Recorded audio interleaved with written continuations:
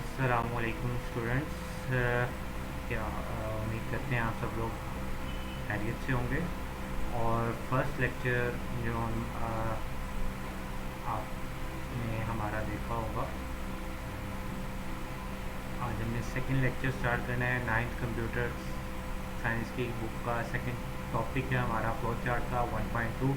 First topic जो था हमारा प्रॉब्लम सॉल्विंग स्टेप्स, वो हम कंप्लीट कर चुके थे।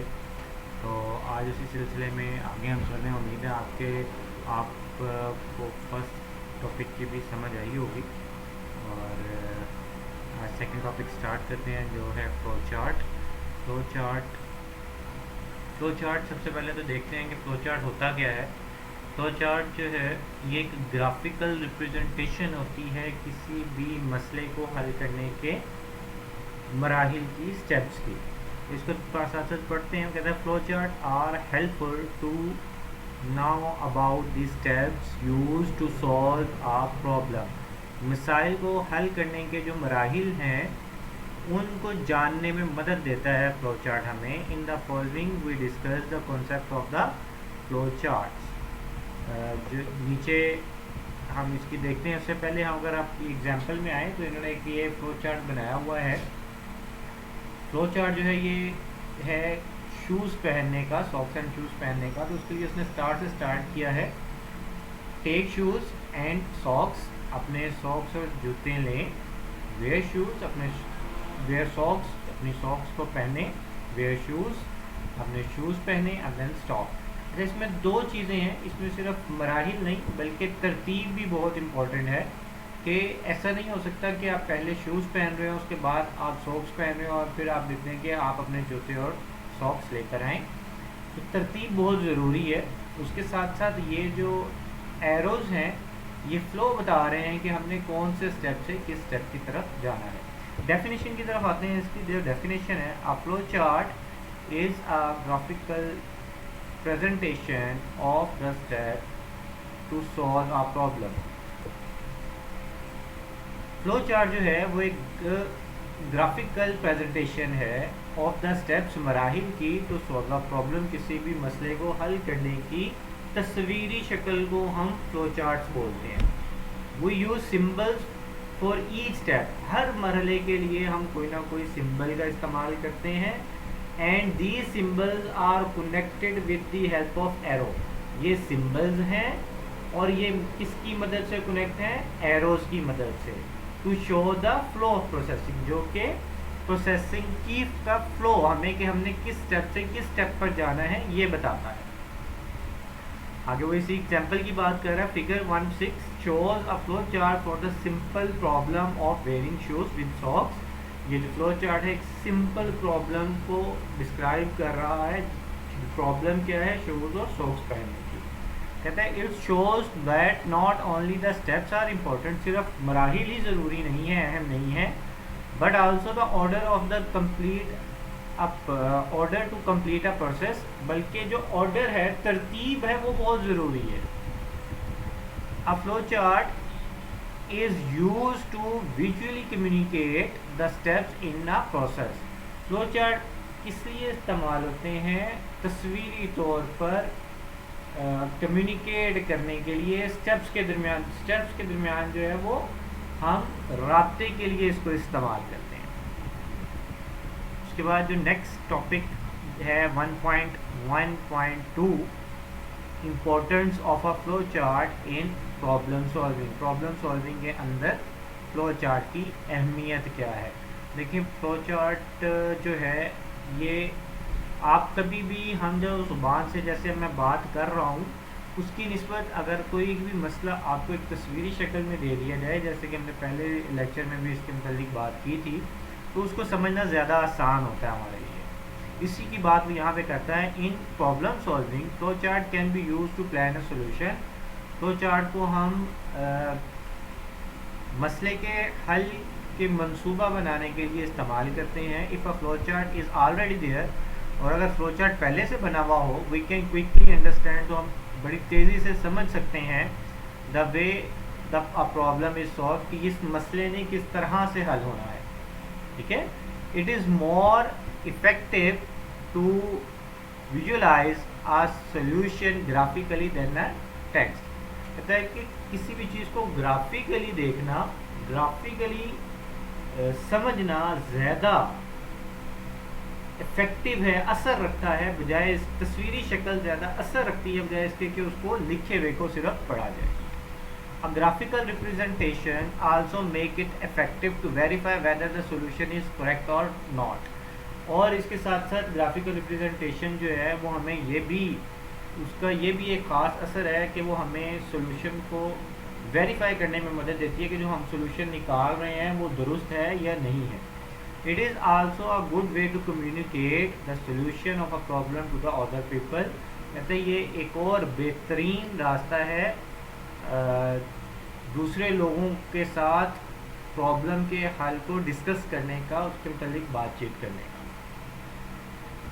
आगे एक इम्पोर्टेंट टॉपिक है हमारा, वो है 1.1.3 फ्लो चार्ट से ही आगे फर्दर 1.2 का है, थर्ड पार्ट है determining requirements for a flow chart. Flow charts के लिए हमारी जो मेन रिक्वायरमेंट्स हैं वो क्या होती हैं? बेसिकली तीन मेन चीज़ें होती हैं यहाँ पर हमारे पास।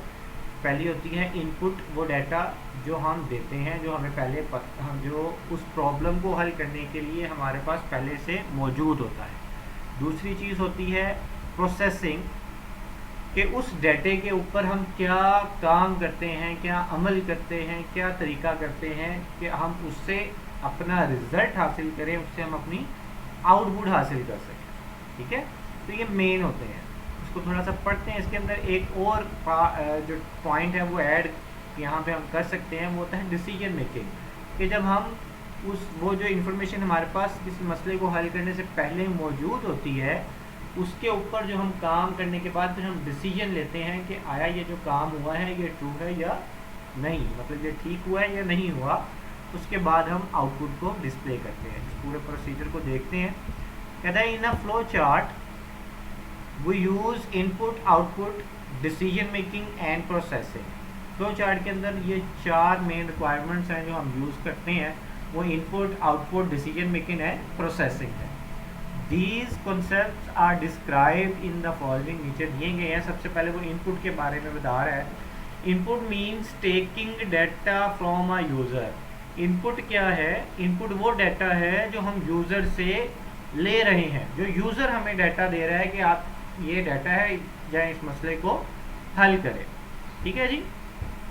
Processing it and giving some output, हम क्या करते हैं? उस डाटे के ऊपर कुछ प्रोसेसिंग करते हैं और उससे फर्दर आउटपुट निकालते हैं, अपना रिजल्ट निकालते हैं। जैसा कि उसने कहा कि फिगर में भी यहाँ पे दिखाया गया है कि हमारे पास इनपुट जो है वो हमें कुछ यूज़र देता है, उसके ऊपर हम कुछ प्रोसेसिंग करते हैं, रिजल्ट में हमें आउटपुट मिलती है।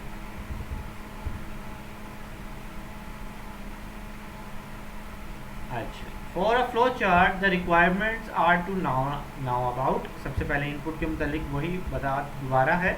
Input means taking data from the user, मतलब जो प्रॉब्लम यूज़र ने आपको दी है उसके हल के लिए आपको यूज़र से क्या क्या चीज़ें चाहिए वो आप यूज़र से लेते हैं, या यूज़र जो आपको वो इंफॉर्मेशन देता है उस मसले को हल करने के लिए, उसको हम कहते हैं कि ये इनपुट है। It is important to know how many and what type of inputs are required. कहता है ये बहुत ज़्यादा ज़रूरी है कि हमें ये पता हो कि हमें क्या कितनी इनपुट चाहिए, यानी कि कौन कौन सी चीज़ इनपुट में चाहिए और उसकी टाइप क्या होनी चाहिए। ठीक है। नेक्स्ट हमारा जो पॉइंट है वो है प्रोसेसिंग। आप flow chart also contain processing step. Flow chart जो है वो प्रोसेसिंग स्टेप भी रखता है।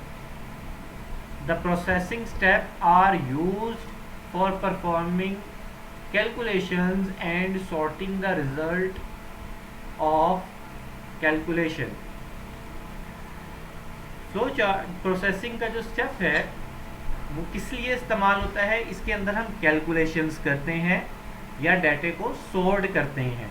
ठीक है, sorting the result of calculation, calculation करते हैं और उन कैलकुलेशन को अपने मुताबिक सॉर्ट करते हैं, तरतीब देते हैं। दे आर दीज में include increasing decreasing a value. इसके अंदर हमारे पास वैल्यू में कुछ जमा करना या वैल्यू में से कुछ कमी लाना, adding, multiply, dividing to values etcetera.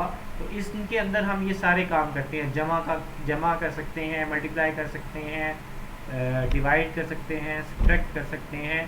Processing के अंदर हमारे ये सारे स्टेप्स आते हैं। नेक्स्ट हमारा स्टेप है डिसीजन मेकिंग।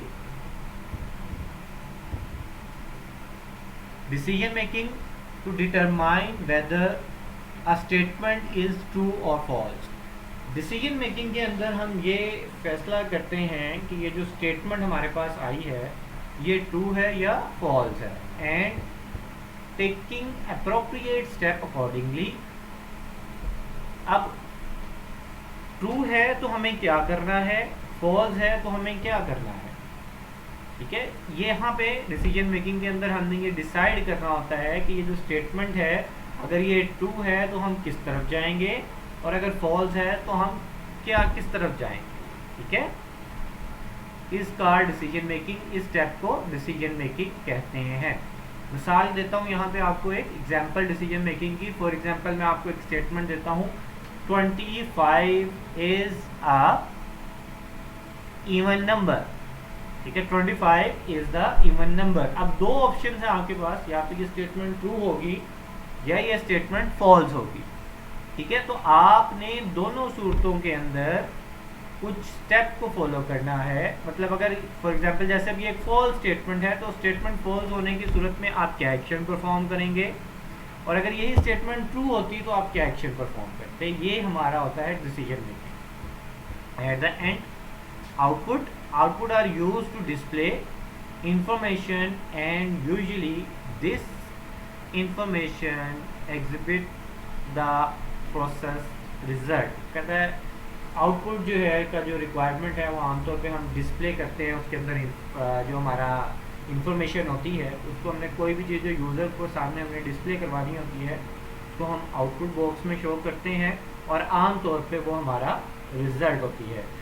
तो ये फ्लो चार्ट का आज का हमारा टॉपिक था। इसका हमने फर्स्ट पार्ट कंप्लीट किया है आज, जिसके अंदर हमने इसके रिक्वायरमेंट्स देखी हैं, इम्पोर्टेंस ऑफ फ्लो चार्ट देखी है, और फ्लो चार्ट्स का इंट्रोडक्शन विद डेफिनेशन देखा है। उम्मीद करते हैं कि आपको लेक्चर की समझ आई होगी, और अगर कोई भी आप मज़ीद इसके मतलब कुछ पूछना चाहते हो तो मज़ीद जो चीज़ आपको समझ ना आई हो वो पूछना चाहते हो तो कमेंट सेक्शन में आप लोग पूछ सकते हैं।